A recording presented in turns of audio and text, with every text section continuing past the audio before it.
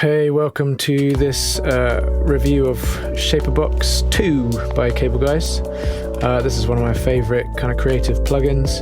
I just wanted to spend some time walking you through it. In case you've not encountered it before, highly recommend it. I'm going to be using this track that's definitely very much a rough work in progress to kind of demonstrate what Shaperbox can do. I'm going to start with this Rhodes patch. Incidentally, it's a sample instrument I'm making at the moment. If you're interested in having it, let me know and I'll send it when it's done. Okay, so Shaperbox is essentially a rack effect unit, and it has these 5 effects that you can add in any order to the rack. So here I've got 2 effects and then the 3rd effect. See them there? They all have the same GUI. They all have this window with the waveform scrolling through, and they all do different things to your sound. I'm going to start with this one because this is the one that I use the most, the volume effect. So Shaperbox is essentially an LFO of sorts, and the LFO affects different elements of the incoming signal. So it affects the volume, the pan, the filter, built-in filter, the width and time, which I'll come to later. This is your control of the volume level, and this is the length of the loop that you're going to be affecting the volume with. So at the moment it's set to 1 bar, but we can change that. So let me show you. I just add a point by control clicking, and you hear the volume drop. Now I can do that a lot quicker. Creates a kind of tremolo sound. Let's add another. There's a tremolo. Speed it up.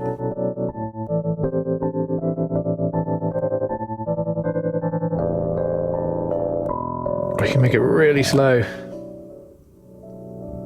So immediately you can see that this has a looping effect on the volume of the audio that's coming in. Already super useful. You can get super creative with it.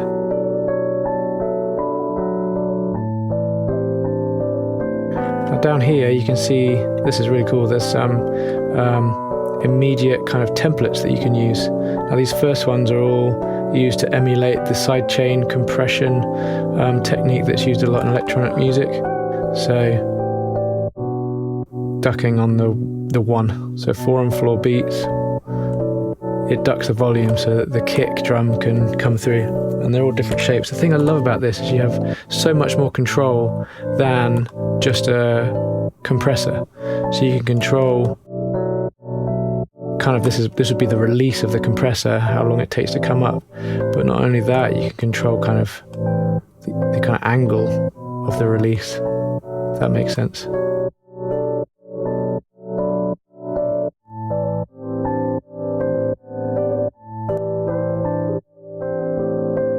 Let's say the kick drum just happened on 1 and 3. 1, 3. You can drop it down.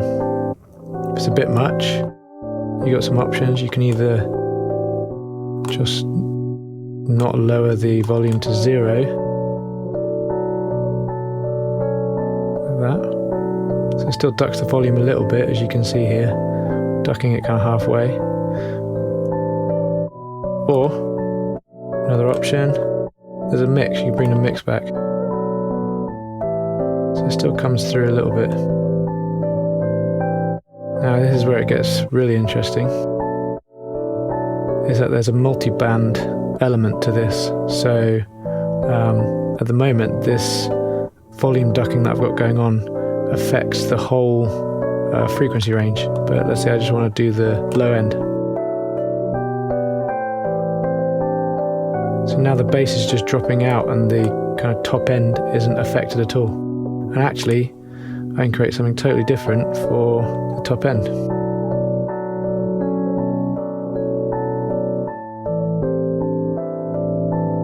So you can see here it's ducking at the beginning, and then the high end is ducking at the top. And you can even do it for 3 bands, so I could do it again for the 3rd band, which is really cool. You can get just crazy creative. So you have these templates which are for the sidechain kind of emulation, but there's loads more. There's trimming, which is really useful for, you had a snare drum and you just wanted to trim the release, you want to get rid of the kind of tail. There's some really cool rhythmic ones which just go a bit nuts, so you can see the bottom end there. Actually, let me just put the rhythmic one on there.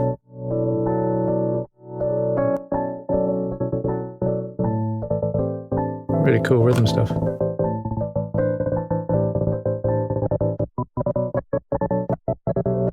These are all different templates that are just one click. Work a bit better on this slower.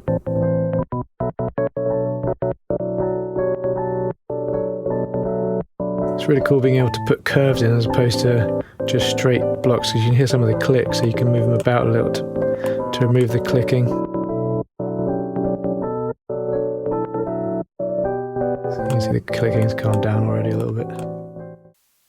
Okay, so now we're using this kind of natural percussion track. And I've already got a Shaperbox on this one, just doing the volume. So it goes quiet just at the beginning of the track, just to give a bit of a space when the kit comes in.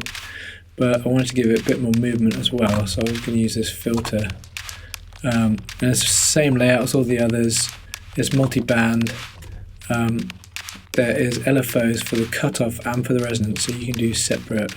I'll show you that in a minute, but let's just have like a... That's nice. Perhaps not that much.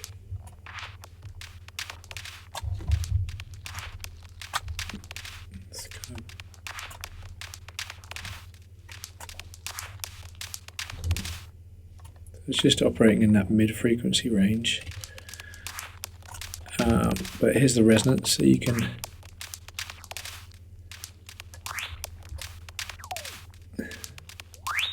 Quite nice. Loads of different filter types. I really like those Australian key ones. So there's 24 low pass one.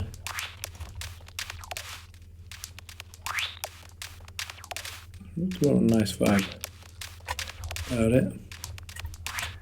You can have an envelope on this as well, so with the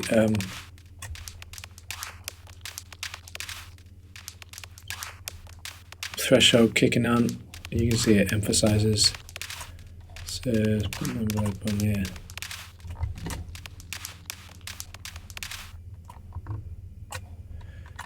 There you go. Turn those envelopes off. I think that works. Let's do that in context.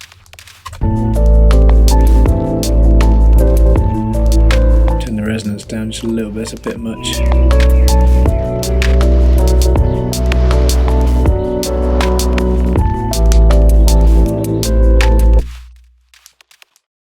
Okay, so moving on, and use another part of the Cableguys.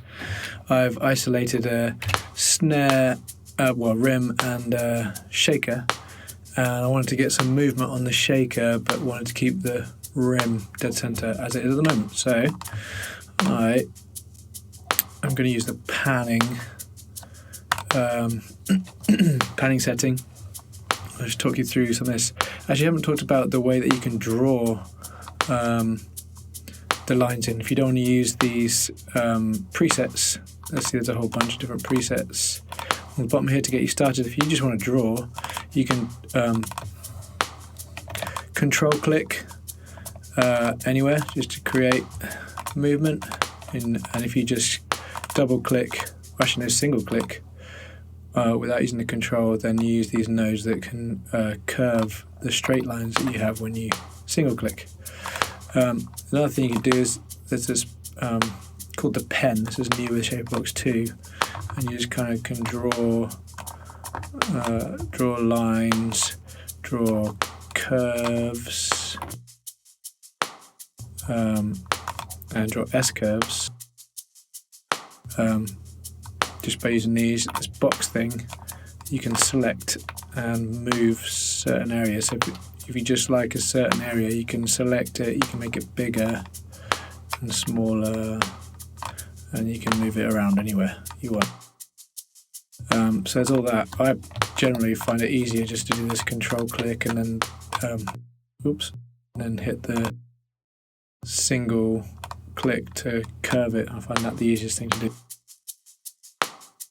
Anyway, so back to wanting to move the shaker but keep the rim. So you can see the rim showing up on the oscilloscope in the background here and here. So basically I want to create a shape that just makes sure it comes back to center every time it hits the rim, and then it'll always be in the middle. So you hear that movement now there, but because the LFO isn't dead center on the rim hits, it doesn't sound quite center. So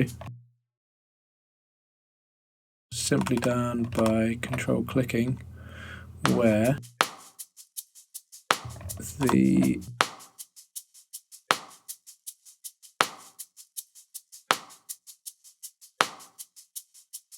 there we go. So the rims are always dead center, but everything else is moving around quite crazily. And because the main kind of energy of the rim is kind of around here, you could even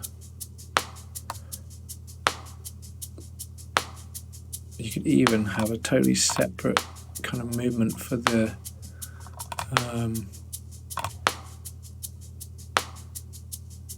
and it kind of works. The rim's still kind of that's kind of a bit kind of crazy movement there. There is also you have the choice of straight panning with different levels of panning, so 6 dB for even more crazy.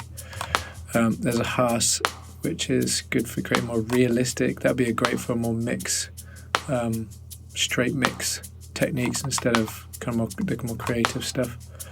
There's an envelope on this one and another one which I can't remember, but anyway, when it's triggered, you can either emphasize the direction of the pan, so you can hear that or see it. Let's just make it a bit simpler. Let's put the envelope on here. So every time it's triggered, it's going to push everything left. You see it's pushing it left up here. You hear the snare, the rim's gone left, and then push it the other way, and whenever the envelope triggers, it pushes right.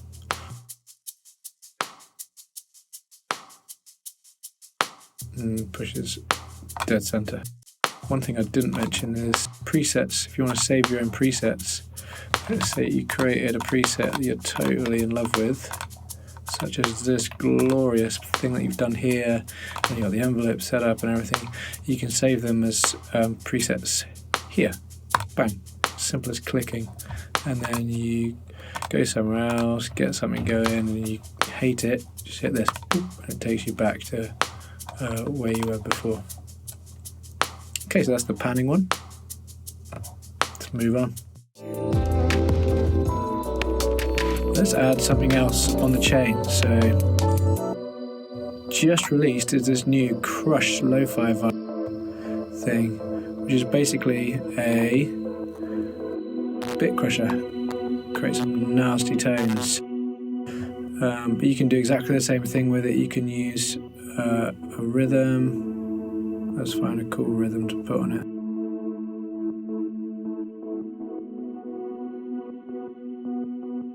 Let's try this guy. A little bit much.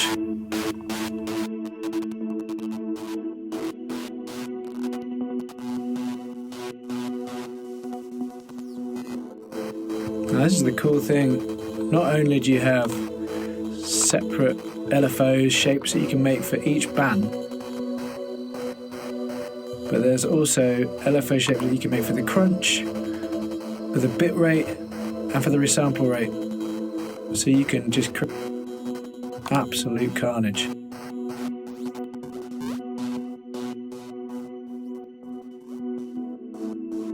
Just make it a bit more subtle. Now this is the slope, crossover slope between the bands. You can change that. So I like having it a little bit gentler. Just have it on the top of it.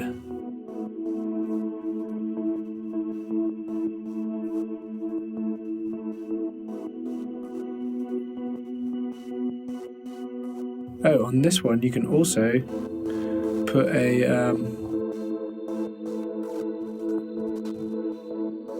an LFO on the actual FX mix as well. It's a bit much, you just lower the whole thing.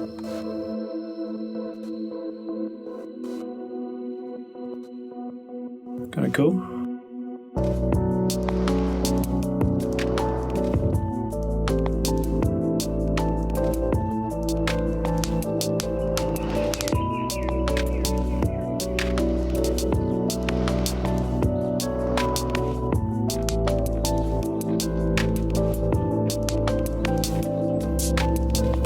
Cool sound. Now these LFOs that you create, they could be on the beat and done strictly to the host tempo, or you can do them in hertz and they go free from the so the speed of this is 20 hertz. You can see they totally change.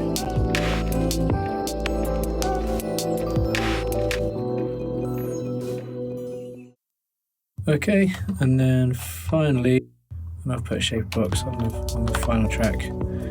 I wanted to talk you through the time on, which is, as you can see, more special effects, stutter, reverse, scratch, glitch, tape stop, that kind of stuff. Really cool stuff. That's what it says on the tin, basically. The preset list has changed slightly to reflect that, so I'll just play some so you can hear them.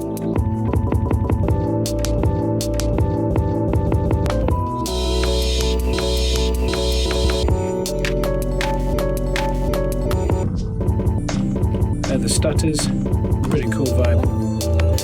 Let's go to the scratches, which is kind of where you just kind of click them in.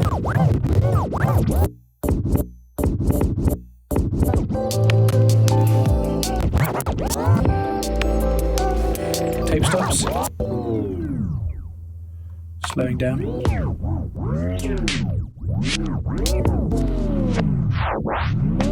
Reverses.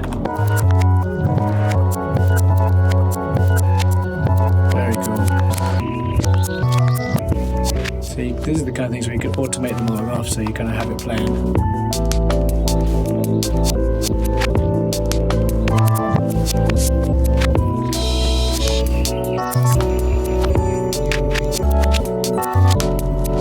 And then these patterns are combinations of everything.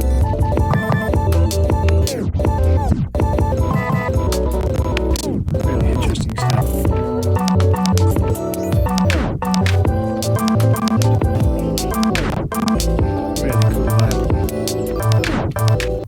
So I'll do my best to explain. This one's a bit trickier to get your head around. So imagine this is time moving forward this way. So this is current time, and then this is stepping back in time. So it's playing back in back in the sample half a bar, and it's playing a whole bar back there.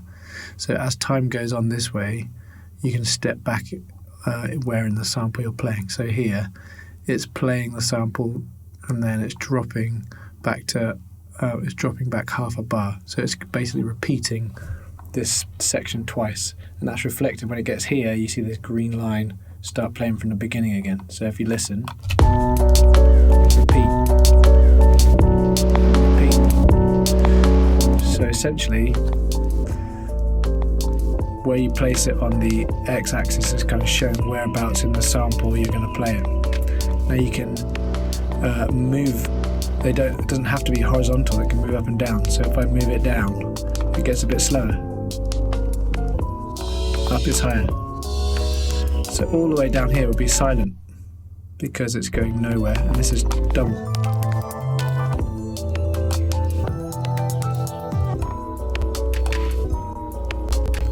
So you get some real interesting sounds if I just move this down a bit.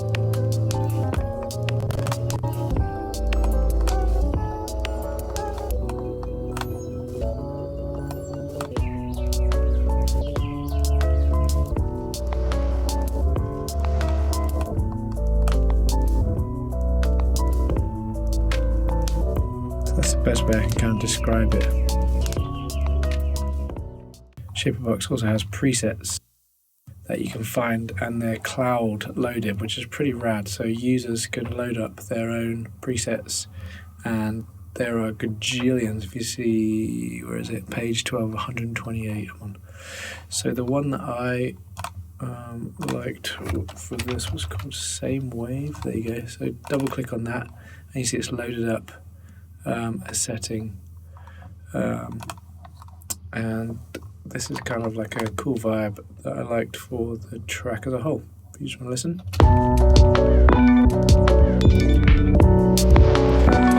Now you have mix per effect, but you also have the master mix. So you can pull this down, and I can kind of automate that in and out.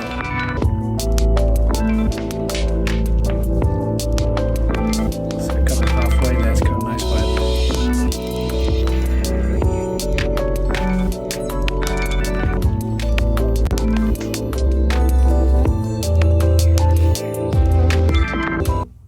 So there you go.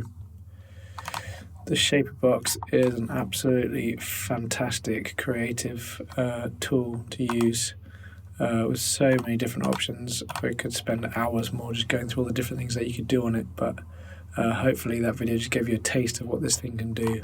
And for the price that you pay for it, this thing is way, way, way worth it. So highly recommend. Anyway, hope you enjoy. Give it a try out, our demo on Cableguys.com. All right, cheers.